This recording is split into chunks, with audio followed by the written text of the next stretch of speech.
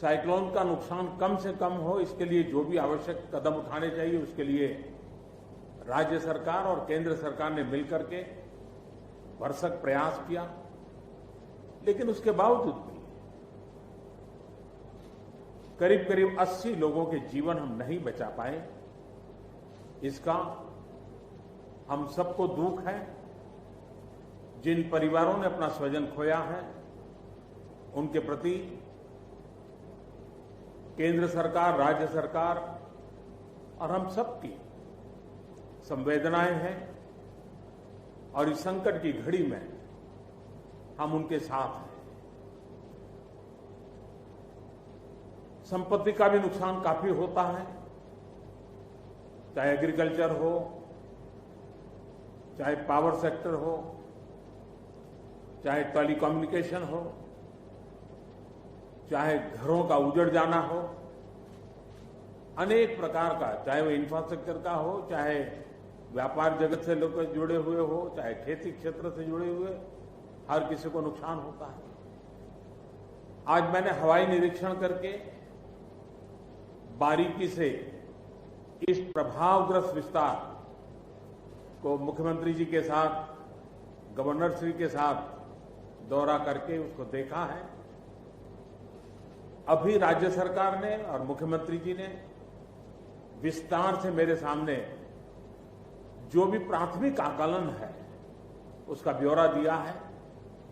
हमने तय किया है कि हो सके उतना जल्द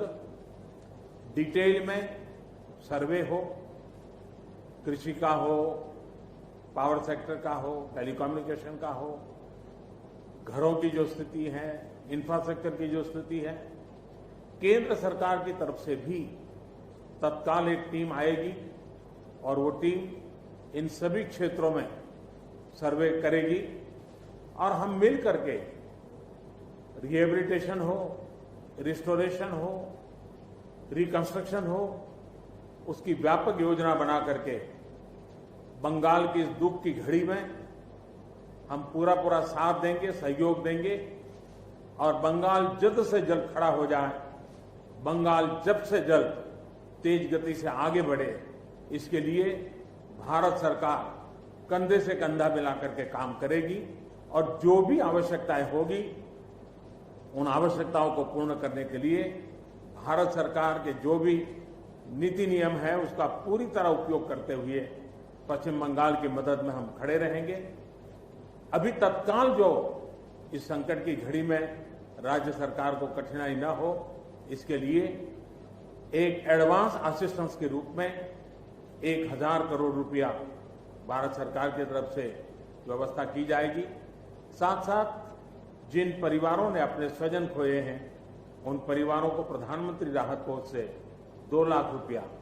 और जिन लोगों को इंजरी हुई है उनको 50,000 रुपये तक की सहायता देने का भी हम प्रधानमंत्री राहत कोष से करेंगे।